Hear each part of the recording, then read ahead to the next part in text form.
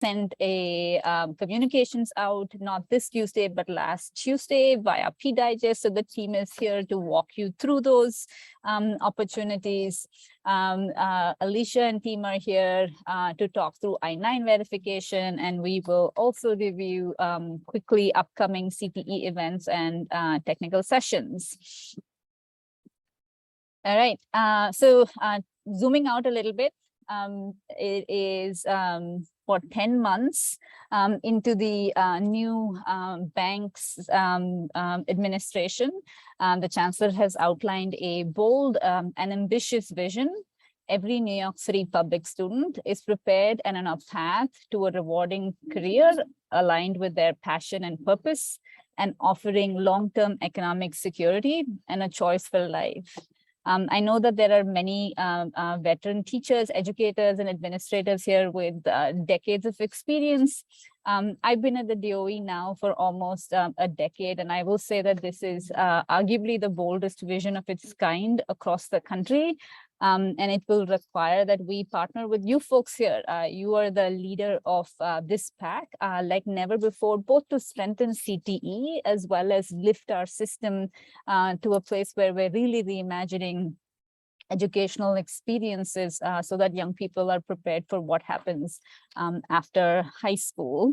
Career-connected learning is the umbrella within which CTE will fall. We also launched 2 exciting pilots that many of you are going to be participating in, the Future Ready NYC pilot and the Career Readiness and Modern Youth Apprenticeship pilot.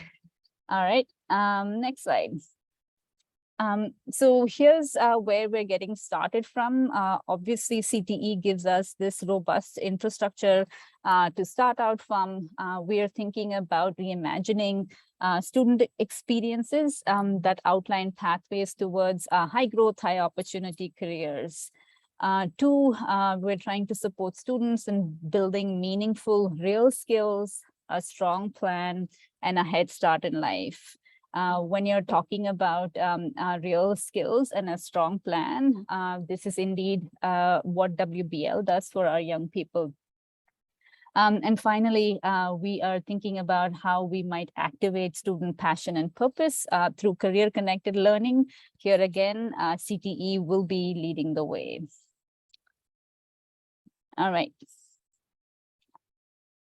So with this, I believe I am handing this over to Alicia. Is that right?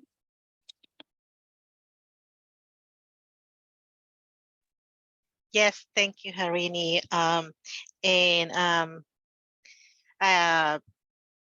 Very exciting North Star, very exciting goals for our schools this year. And in order to match that, we are working on launching a new portal. It's called the Career Pathway Portal. This is just basically a combination of CTS, open up a little bit more for non-CTE schools. We had in the summer we have created the Career Pathway Portal as a pilot, as a test site, and we are now ready to combine and merge these 2 amazing systems. So if you are using CTS or if you use CPP in the summer, the transition should be seamless to you. You should see very small changes to what you see to CTS right now. No data will be removed, all your students' data will remain there. Your experiences will be there as well. But in terms of functionality, you will see some small changes. For example, we're renaming the CTE tracking systems and the career pathway portal to just one name. It'll just be career pathway portal going forward. It'll be open to all students, regardless if they are in a CTE program or not. And this will hopefully solve the issues that registering students before they're actually enrolling to a CTE program. We'll continue to support all the CTE programs that we have as of right now, and I will also be able to support new initiatives. Like Harini was mentioning, future ready and the modern youth apprenticeships as well. And this will be the mainly platform to actually be used to pay students.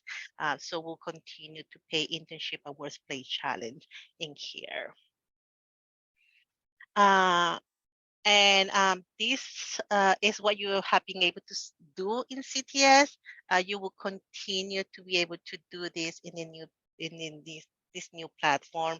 There are really no changes in how you manage your experiences, how you log WBL activities, training plans, evaluation, supervisory evaluation, as well as employability profile, and all of the documents necessary for your program's approval will continue to be in this platform.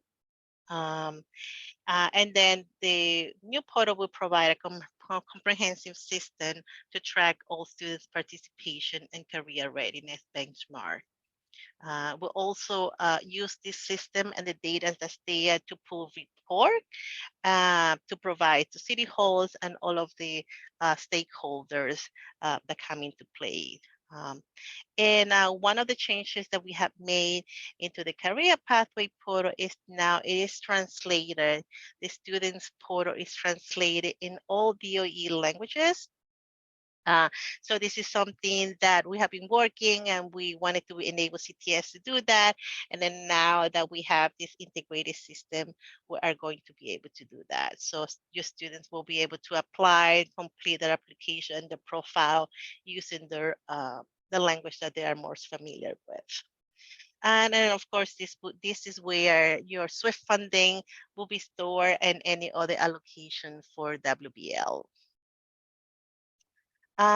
So of course, as we launch this new platform, there's other improvement and changes that we want to do just to make the system a lot better. So some of the additional features that we are currently working that you're going to be seeing hopefully very soon in this new platform will be a digital I-9 verification.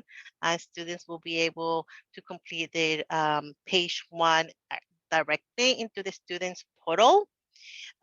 They will be able to upload and view documents. So students will be able to upload their resume or all the documentations to their profile. We are also updating the dashboard experience, where you actually will see all of the funding that you're receiving for WBL, as well as how many students are enrolled in each of the initiatives. We're working really hard to do both function. I know you guys have asked for this many times, and we hear you. We're working to enable both function for training plans, activity attendance, and employability profiles. Um, and one of the things that we're going to be launching soon is also the evaluations through the host portal. So supervisory evaluation will be actually created by the supervisor and shared with you and your students. And then one more thing that we're working on is to expand our document library. So we share a lot of resources with you, a lot of documents. So we want to create one stop, one place where you actually just go there and you find documents, templates, and other information that you might need. With that, of course, I want to emphasize and give some reminders. Of course, WBL continues to be a Perkins and a district priority. It was for last year and it will continue to do for this year. So we ask that all CT programs track the employability profile in the career pathway portal, as well as tracking the 54 hours of WBL. So students that participate in an activity does not pay, you can use the platform to track their hours. We ask you to please update your school's detail and your school information and contact. you can currently do it in CTS, because we use that as our main source of communication. I know there have been a lot of staff turnover and this new school year, and it'll be great if you guys can update that so that the appropriate people can actually receive information from us. So please do so by October 14. We also ask you to complete the fields for course sequence, standards, and technical skills by October 21st. And this is an ask that we have been asking almost every year. It's just like get your students in, support and encourage your students to register for an account. Um, we want to have all seniors and juniors register by the 27th of October, and then all students, including sophomore, by December 2nd. We will be hosting a technical support session on the 18th to talk to you about how you can do that. We'll give you some resources and some information today as well. And I think with that, we want to show you what this new platform looks like. And this is going to be live on Thursday. As of right now, if you need to input any information, if you need to update your school contact, or if you need to send your students, you can continue to use CTS or CPP. And on October 6th, the new platform and the new URL will be live. If you actually go into CTS, you will be rerouted to this new platform. If you already have a login information, you can just use your CTS credential or CPP credential. You don't need a new account. You don't need a new login information. You use the same login and password. And I think with that, I think everybody's eager to see what that looks like. And I'll pass it to Damiano to show us. Hey, everybody. Always great to see you. So I'm going to share my screen in a second, but to echo what Alicia and Harini said just a few moments ago, although we're transitioning from CTS to CPP, the Career Pathways portal, I just want to reduce any stress or anxiety that you might be having. Because if you've been using CTS to this point, you're going to look at this in just a moment and be like, oh, it's the same thing. So just please feel assured that we did not redesign the entire user experience and say, forget everything you did in 1 year. And so here on the screen, which will be popping up in just a second, you're going to see a very familiar site. This site is the same one that you've been used to logging in. It's just been rebranded. You will go to a new URL. Instead of ctetracking.org, you'll go to the one that Alicia had described earlier, which is, of course, careerpathways.nyc. Students will go to participants.careerpathways.nyc, and hosts will go to hosts.careerpathways.nyc. When I jump into the platform, we can see that it's literally identical in terms of layout and general functionality. This is the example of the test site. So you can see that besides the name at the top, like this is CTS, it's just been updated for a few more functions. For example, students can be enrolled even if they're not in a CTE program. So all of the students at your high school can now be on the platform. They can have an account because there will be additional initiatives beyond the CTE ecosystem that they can take advantage of for a paid experience. And there's a few more places for you to just, notate your programs, especially if you have additional initiatives beyond that of career and technical education, like career connected learning initiatives, like Future Ready NYC. Other than that, like, I'm not kidding with you, it is identical. There's no additional changes at this time. There is that timeline that Alicia did share a little bit earlier, which is additional functions that are coming out. And the site will be updated to appropriately name things. The only other thing I wanted to show you is from a student experience. Many of you might have been like, well, how does the language thing work? The language function is specifically for students. And so whenever a student goes to participants.careerpathways.nyc, they'll log in like they do all the time, right? However, at the bottom right of the screen, they'll see this little icon. And when you click said icon, it will allow you to select your preferred language. And after just a moment of loading, it will translate the site into the language that they need. Some questions in the chat that are really good to address is that if students have a CTS account, they will be able to, starting on Thursday when career pathway portals launch, use the exact same username and password to be able to get into the platform. If you're a staff member who had CTS access, your username and password will again work on the new career pathways portal. If you had access to just the career portal that was an incubator this summer and not access to CTS, you'll be able to use that account. And if you had both, if for whatever reason you had CTS access and the career portal access, you would use your CTS credentials. So we've moved on over to just one set of credentials, one platform as the primary resource for all paid experiences for the Department of Education students. The only other thing that I would point out before we jump back to the slides, and I'll stop sharing my screen, is that if you have a particular student group or there's data, all of that stuff is being brought over. So you will see it in the platform. There should be no fear. It's all going to be there. Everything's been backed up multiple times. And then, of course, if there's any needs for support or assistance, the team is here for you to make sure that you feel confident moving forward.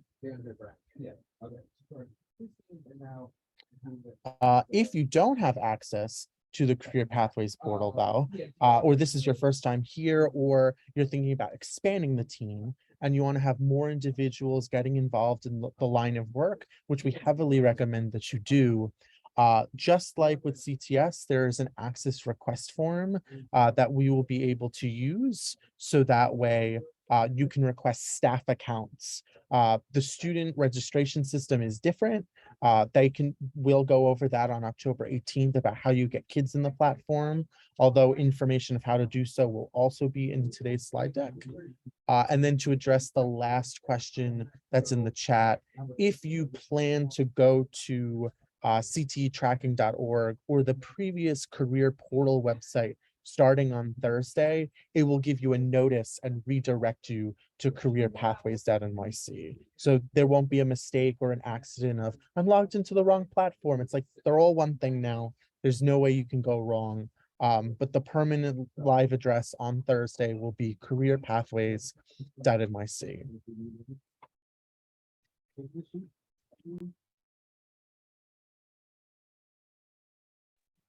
For those of you that want to get a jump on getting students into the platform though, and again, as a reminder, if they were already in CTS, they will already be in the platform with their old username and password. Same thing. Materials and resources have been developed for you to support you with this. One of which is a lesson plan that you can choose to use. It's an estimated 45-minute lesson in which you both explain the function of the program, provide time for students to get on, and enable them to explore. So it's not just getting them on, but making it functional and useful to them. And with that, we are anticipating the goal of getting all of our seniors and juniors in their accounts by the end of October, and then all subsequent students in CTE, at least down to the 10th grade sophomore level, by December 2nd, 2022. You do still have the ability to use the mass upload function or add students directly from a staff perspective as well. You don't have to ask students to self-register, but we wanted to provide you with all three methodologies in the event that you had a preference for one over the other.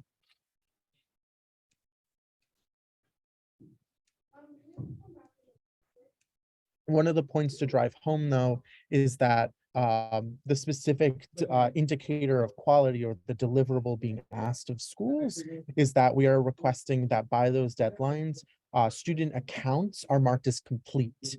What complete means is that all of the data that needs to be in those fields marked with the red asterisk have been entered into the system. One of the easiest ways to do this is to do a mass upload for your appropriate grade level and ask teachers to double check.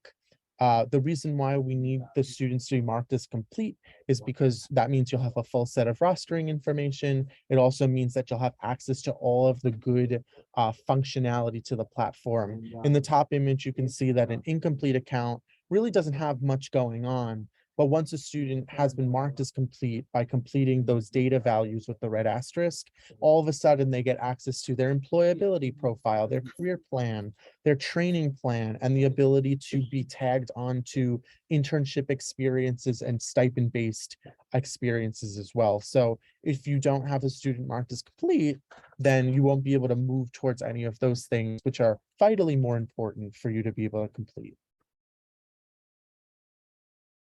On the subsequent slide, what we've done is we've tried to illustrate this in a more written form.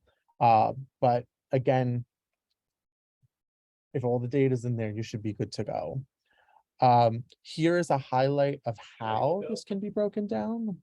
And so you can take advantage of what method you would like to use. So that way we can get students in the platform. We don't have a particular preference recommendation. It really is based on your unique school community for being able to get young people involved and registered in the platform. But what has historically been shared through school experiences is that using the lesson plan and doing it in the CTE classroom is one of the easiest ways to make sure that classes are being completed one at a time. I did want to just take a brief moment to back up though and make sure that we're answering the questions that are in the chat. So that way everybody has their responses answered. One of the first questions is that regardless or irrespective of account or whether or not they're in a CTE program, all students can be registered in the Career Pathways portal.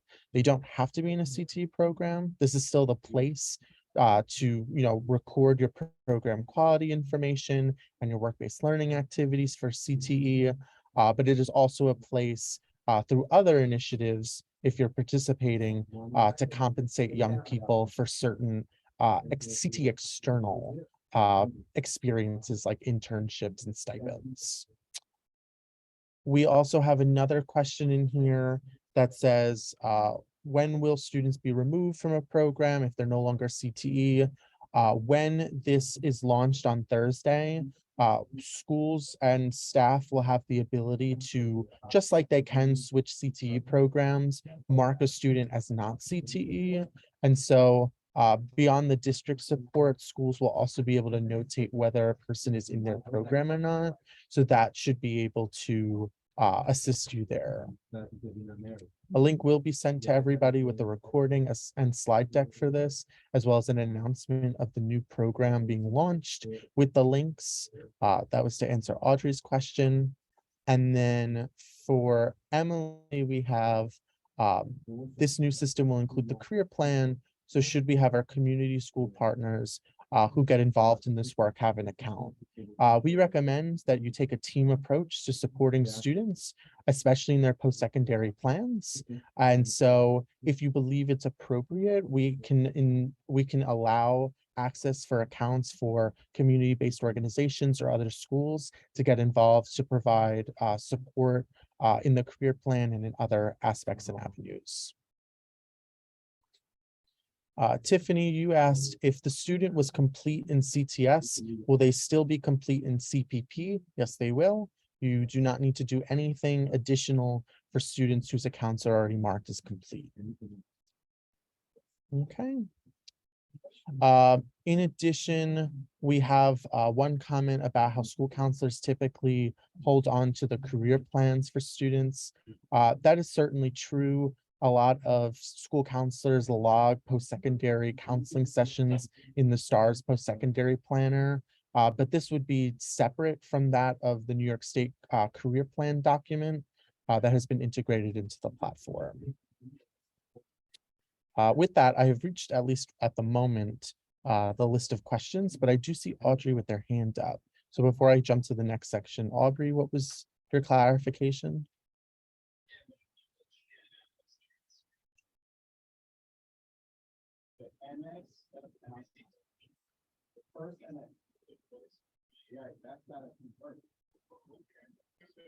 We'll get back to you when you're able to use your microphone, or you can write it in the chat.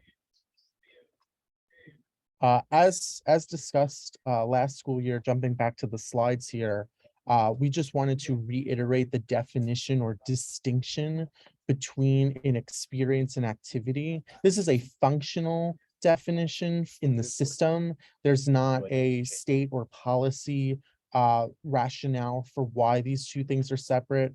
Both of them would be considered a work-based learning opportunity, but for the purposes of legality and compensation, the system is divided in logging work-based learning between experiences and activities, and where they are logged. So any internship or paid industry-based project, which is also known as a workplace challenge, is logged in the experience section. This is something that a work-based learning coordinator or an intermediary by grant associates, for example, would put information in. This requires a higher level of oversight and permissions from a legal standpoint to make sure that students have the authorization to participate and receive compensation. And every other work-based learning activity would be logged underneath the activities tab. So again, this is more of a semantics thing, just for a legal purpose, as opposed to a state or city policy as to why we're referring to them as experience versus activities, but it is to drive home the point of how they are logged in different sections. One of the questions in the chat we have says, does SYEP or WLG, which stands for Work, Learn, Grow, fall into experiences or activities? In this case, because it's an external internship, it would be imported by the district. So OPSR will be working with DYCD, the people who run SYEP, to import the data, and it will be logged as an activity because it wasn't an experience facilitated through DOE terms. And it's one of the only times that that will have to happen. Work, Learn, Grow comprises of different components, one of which is coursework. Coursework wouldn't contribute to logging work-based learning, but the internship component and seminars can in fact count, and those would be logged under the activities tab if the data wasn't brought over by the district, in which case it is stated that it would be.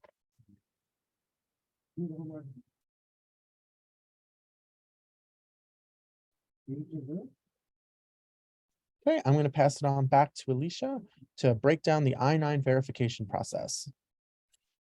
I think you can take the I-9 verification process to Damiano. Oh, thank you so much for that, Damiano. I just want to reiterate for people to please do not freak out. No data has been lost. Anything or everything that you have input into CTS, it will remain and it will move forward to this new platform. It's actually the same CTS platform. The database is the same. We're just moving the data from the summer experiences from the incubator that were logged into the career pathway portal into CTS, and we're renaming the platform. So your credentials are still valid. Your students' credentials still valid. All the information is there. You don't have to do all of the work that you've done again. That information will remain. So I just want to make sure that that's understood.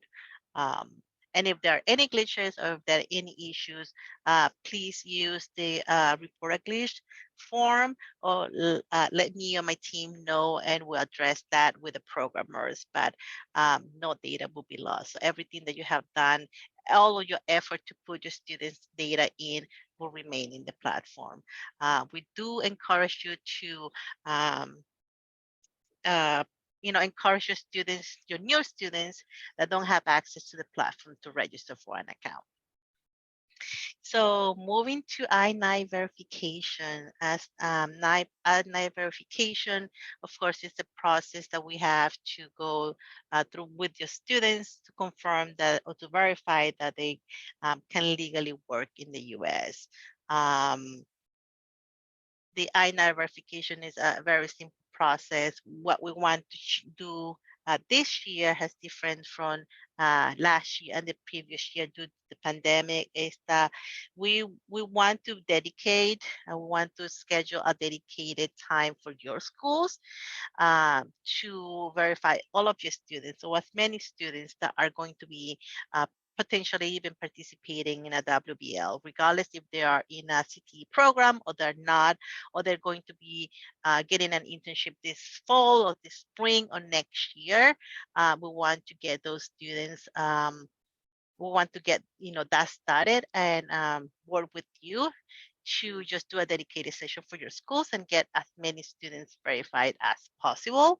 So one of the things to remember is that students only need to verify once in their career, in the high school career. So if they're getting I-9 verified as a sophomore and they're getting an internship as a junior or as a senior, they don't actually have to go through that process again. So, which is why we're trying to be proactive and work with you to get as many students verified as possible. So when they are matched to an internship, this is one thing that they have, one less thing that they have to do. Students who are 18 or younger will still need working papers. And students are participating in a workplace challenge with stipend experience don't have to go through I-9 verification. However, we do encourage all students to get I-9 verified. We put our step-by-step I-9 verification process in the chat for you to review, as well as the checklist of documents that are acceptable for you to share back with your students. So dedicated session with your schools and your students is what we're looking forward this school year. However, we're also going to be hosting blitzes, what we call I-9 verification blitzes, which are sessions open to all students of any grade from any schools. These are virtual verification. We encourage you to share the registration link with your students. So if a student needs the dedicated session in your schools, they can still attend a Blitz session. We're going to have one in October 12th and October 6th. This week, this Thursday, actually, and next Wednesday. This is actually for students that are going to be participating in the ISP program. So if your school is participating in ISP and you have students that are going to be part of these experiences in the fall, we strongly encourage you to have your students register for this session if we cannot get a dedicated session for your schools. So that's happening this Thursday. We do have another one on the 20th and the 27th, which open to all schools, regardless of the programs. And we're going to have an all-day one election day. This is going to be hybrid. We're still confirming location, so students can actually attend in person, or they can actually register to attend to a virtual session and get verified. We'll share the location as soon as we have that confirmed, but Yesenia is going to put the registrations links in the chat, and of course, we're going to send that as a follow-up email as well. So that's for I-9 verification. As we launch this new platform and we provide additional support to you and your schools, your new staff, we are going to be hosting this technical support session in a more recurrent format. They are all going to be on Tuesday at 3 p.m. So if when you register for this, for today's session, you could have the opportunity to register to other session. But if you didn't, please register for the one that's upcoming. So three ones that I would suggest, the three ones in October 18, November 1st, and November 15. So next one we'll be going over how do you support your students to register for an account, and how do you create, right, a WBA experience. Either is an internship or it's either a workplace challenge. On the November 1st, we have a dedicated session to talk about a little bit more about I-9 verification and working papers or any other questions you might have about that and additional support that you might be needing. And then, of course, we want to make sure that you know how to approve your students' payroll in the system. So we'll cover that on November 15th. So please register for the upcoming sessions. All right, so just to summarize a little bit of what we talked about in this session, so some do's that we encourage you to do is like, please encourage your students to register for an account. Call or email your Simsboro manager to schedule an I-9 verification session dedicated for your school. Update your school contact page. That's really important for us to know if there was any staff turnover in your school. Start creating experiences. Please do not have your students work or assign them any tasks until they are officially enrolled. And then just remember to approve and commit your payroll by the deadlines. Some of the don'ts, we don't really have a lot of don'ts, but the most important here is don't be afraid to ask for help.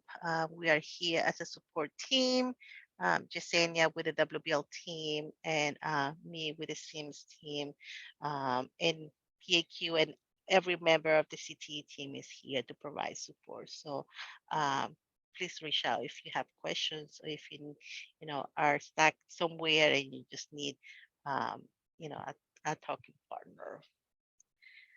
All right, so I know that was a lot. We actually took a little bit longer than we expected to share these resources with you. But I'm going to skip this slide. I know there are some questions in this chat we'll address. Want to make sure that we have enough time for Q&A. So I'm going to pass it to Jasenia so we can actually go over some of the WBL programmings that we have for this year. Hello, everyone. A lot of new faces and a lot of familiar ones. Just introduce myself quickly. My name is Yesenia Crespo, leading the WBL programming team with my amazing colleagues on the call, Desmond, Larry, and Chanel. Just wanted to first just say how excited we are this school year that through the WBL opportunities, we'll be serving the largest cohort of students this year. And based on school feedback, we've created the WBL guide as well as a programming map that walks schools and colleagues through 3 paid WBL experiences and opportunities supported by our team. We want to have a high level overview of all 3 programs, but to learn more specifics, please check out the WBL guidelines and programming maps that will be dropped into the chat. Very, again, high level, career ready, work, learn, grow. What is it? A year-round program for students ages 16 to 19 who previously participated in career ready summer youth employment program. Students have the opportunity, which Damiano mentioned earlier, to gain career readiness skills, participate in College Now course, so earn a College Now credit, and participate in an internship. Eligible schools must have participated in Career Ready this past summer. The deadline to apply was last week, and we did send reminders out, but we just wanted to, again, give schools kind of the landscape of where we are this fall or this school year with all the programs that are supported through our office. ISP, I know folks have seen a lot of emails go out around this, and we'll go into more details about it, but just wanted to just flag that in the interest of ramping up quickly to serve more students, while trying to, again, think about equity across the board, we adopted a staggered approach, or we will be adopting a staggered approach to student recruitment and placement this school year. Many of you know this, but ISP is an industry-specific internship or workplace challenge that will be coupled with career readiness activities geared towards juniors and seniors. This is managed by our team as well as grant associates who are also represented on the call, who will talk through kind of fall in a few minutes. Students are paid either a wage or a stipend. ISP will be open to all schools within the CTE portfolio, as well as the new Future Ready NYC schools, which we're very excited about. Future Ready. The fall deadline has also passed. It was last week. Again, just wanting to really uplift that ISP will have staggered cycles. So beginning winter until the end of the school year. So you'll have lots of opportunity to engage your students in upcoming opportunities. The cycles are uplifted and highlighted in the programming map, but we'll hone in specifically when I pass it to Grant to kind of talk through fall timeline. SWIFT, which again, formerly known as SIF, is the supplemental WBL experience funding, and that was launched last week as part of P Digest. SWIFT is either workplace challenge or internships developed and managed by the school with their own partners. So the schools are responsible for the administration of this program. Schools do not receive the funds to pay students. Students are paid using this amazing career pathways portal. And schools are responsible for approving and committing the time. The deadline to apply for SIF funding, for SWIFT funding, is Friday, October 7th. Why am I thinking February? That's this Friday. So this Friday, October 7th is the deadline. Please be sure to read the terms and conditions, which will be dropped into the chat before completing the SWIFT application. And again, all schools in the CTE portfolio are eligible to apply. Next slide. Just wanting to show a quick snapshot of the WBL programming map. We won't go into details, but it just breaks down eligible schools, experience modality, eligible students, dates, timelines, payment methods, roles and responsibilities, and much more. So that will also be dropped into the chat. And on the next slide, I'll pass it to Chandra. Thank you so much, Yesenia. Good afternoon, all. Very excited to be here again.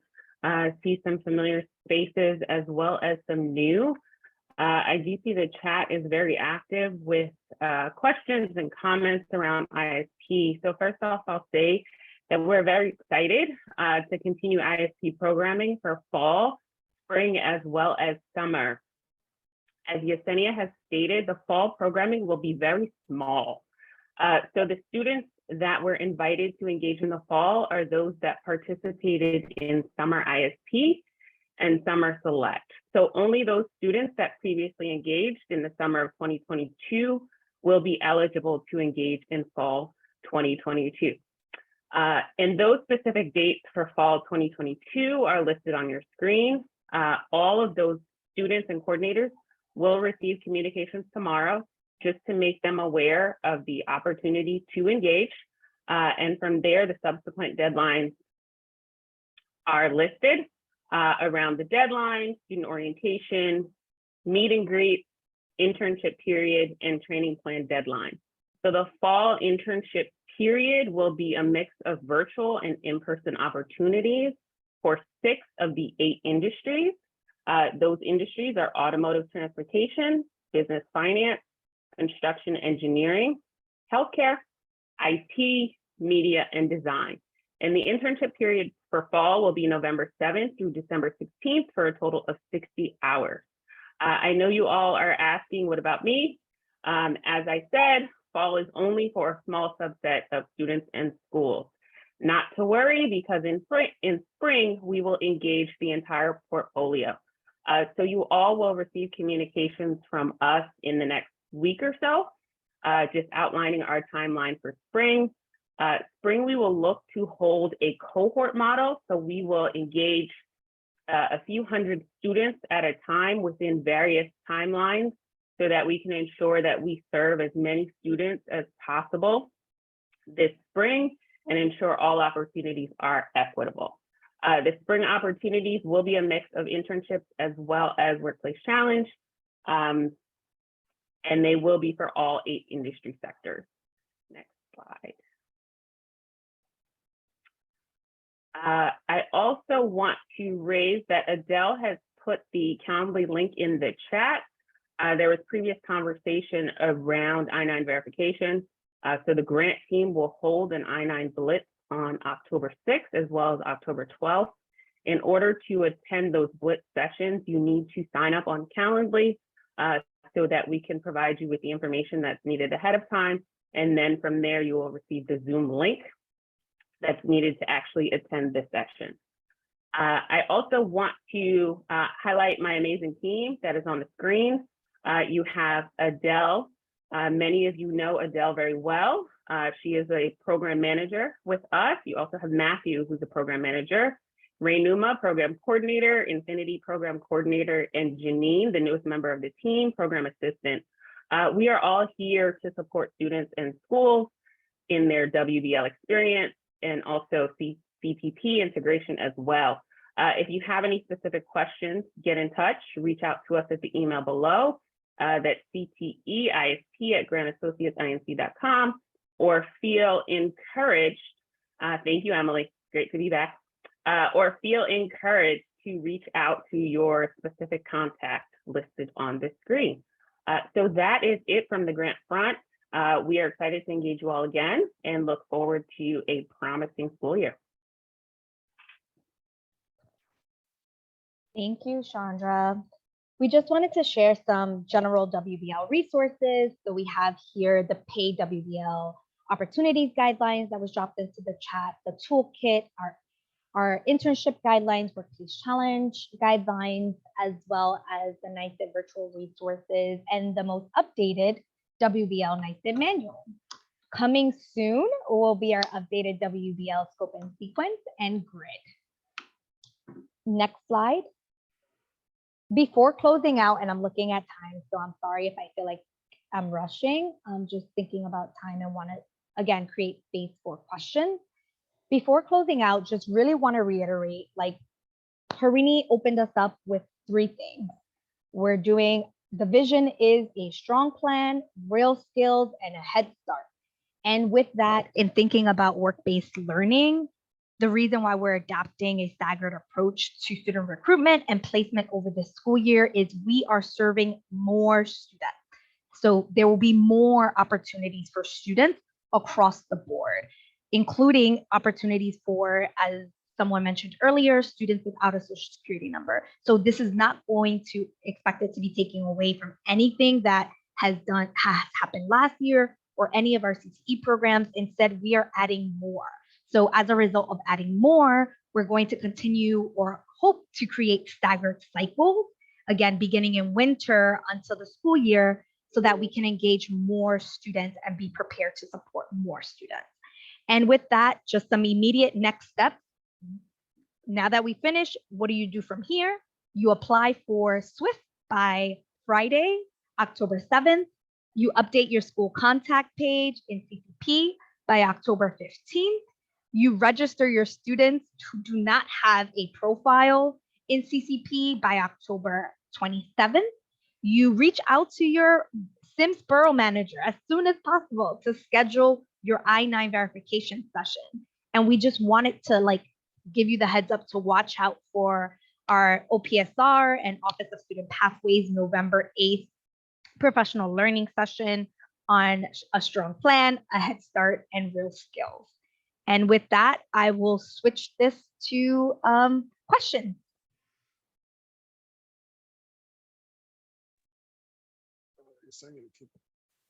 You're saying to kick it off. There's a question from Nick Standardo in the chat. Are Future Ready NYC students eligible for SWEF?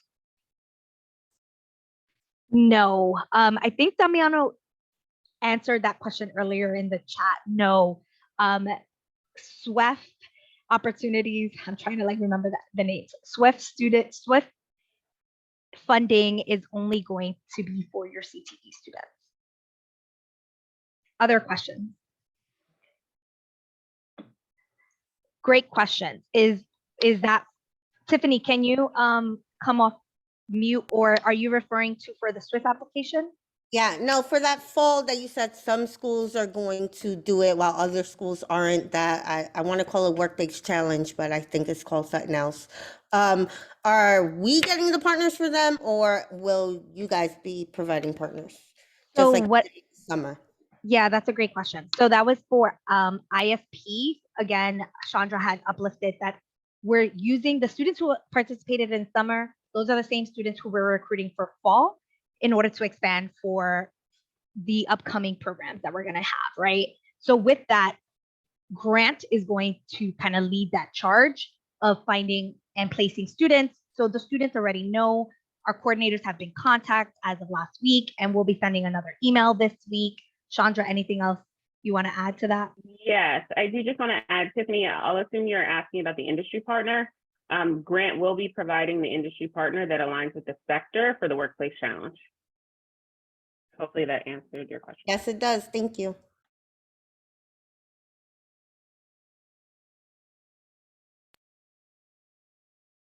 Any other questions? The whole team is here. Hi, just a quick question. Do you know around an average time after we complete the application when we'll be receiving the SWIFT funds? Because last year we got it pretty late from what I remember. So we are planning to send award letters by the week by October 21st or the week of the 24th. This is actually the fundings are not given to your schools. They're just going to be inputted into the CPP for your school. So you can create experiences for your students using that funding. So there is no transfer funding. Perfect. Thank you so much. I also want to answer Laura's question in the chat around the policy for students to have a second internship in the high school career. So the students can have the internship at the same time. But for example, let's say a student participated in a SWIFT internship in the fall, they can participate in ISP in the spring.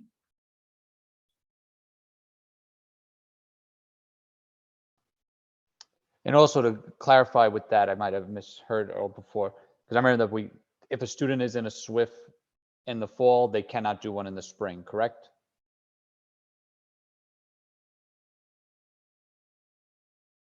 They can, technically they can. You can actually have the students participate in the fall and in the spring. It cannot happen simultaneously. It cannot concur, like they cannot be overlapping in the time. However, SWIFT is supplemental funding, so the priority should be given to students that have not had an internship yet. Thanks, Alicia. I appreciate that. So beyond like the technicality, the bigger goal is to serve students equitably so that as many students are getting opportunities that are paid.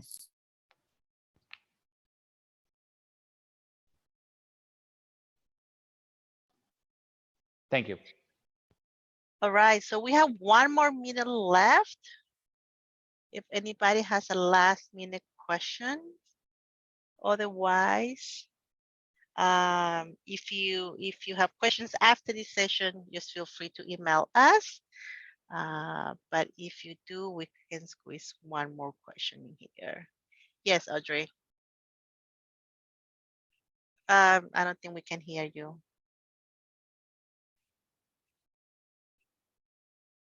We cannot hear you.